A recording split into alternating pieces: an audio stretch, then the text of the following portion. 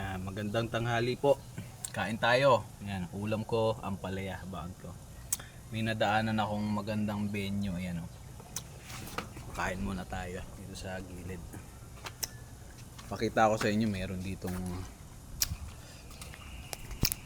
asan na yung baboy ng Ramonil. Wala. Tingnan nyo ah. Ay, na may baboy dun oh. Ang ganda ng venue dito eh. Malilim. Kaya huminto muna ako. Ito yung tricycle ko.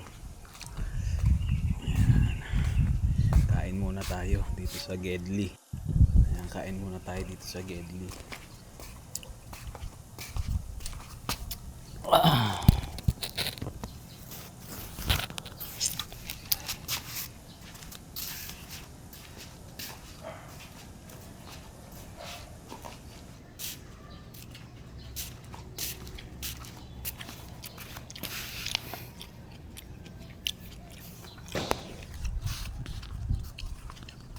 Hindi pala ako kita. Hindi tayo.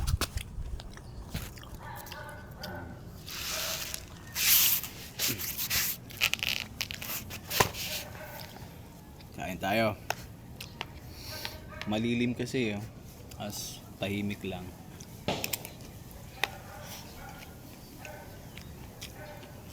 Luto ni Inday ang palaya. Sarap. Tapos binaunan niya rin ako ng nilagang saging.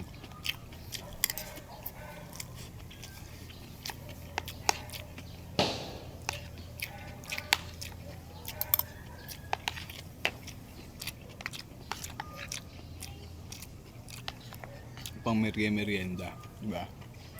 Kasi hanggang gabi ako, hindi na ako nauwi. Mula 6 AM hanggang 7 PM o 8. Pag malaki na kinita ko, maaga pa, uwi na ako. Pero pinakotahan ko kasi sarili ko eh. Kung pwede na, uwi na ako. Pero kung kulang pa rin at umabot na ng 8 PM, uwi pa rin. Kasi pagod na ako, masakit na sa puwet.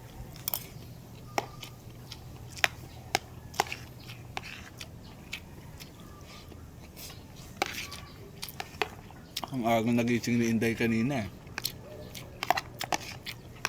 Siguro alas 3 pa lang yun, nagluluto na eh. Ay, pagising ko, luto na lahat. Naka-ready na yung baon ko.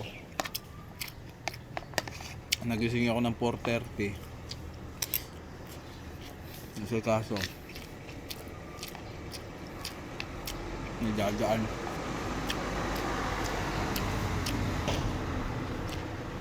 May playground pala dito. Hindi. Sa kabila yung playground pala.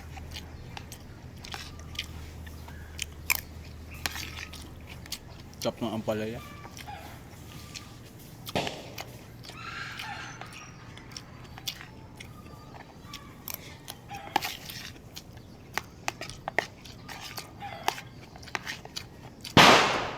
Kain po.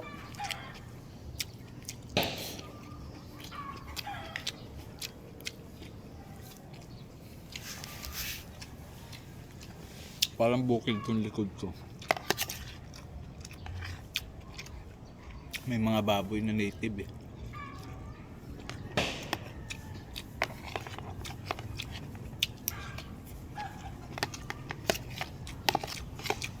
Pakawala lang.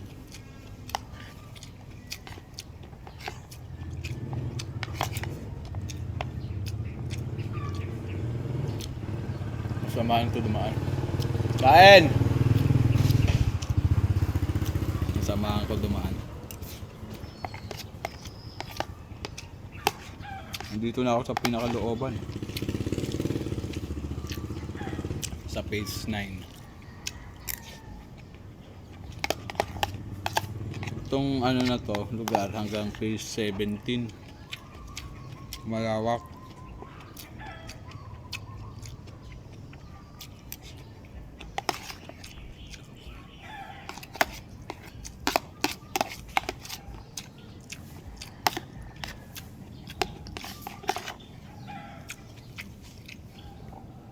tatay yung kasama ko.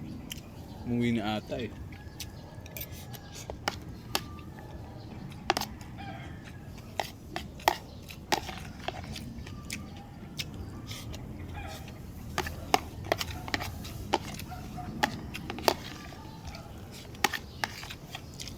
Sarap ng luto ni Inday. Hindi mo na tayo tubig.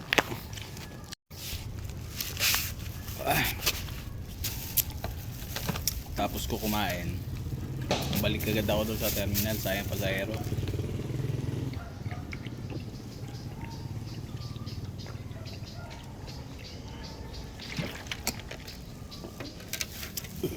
Thank you Lord. Itong malaking tubigan ko, ang laki nito, hanggang maghapon ko na ito hanggang gabi.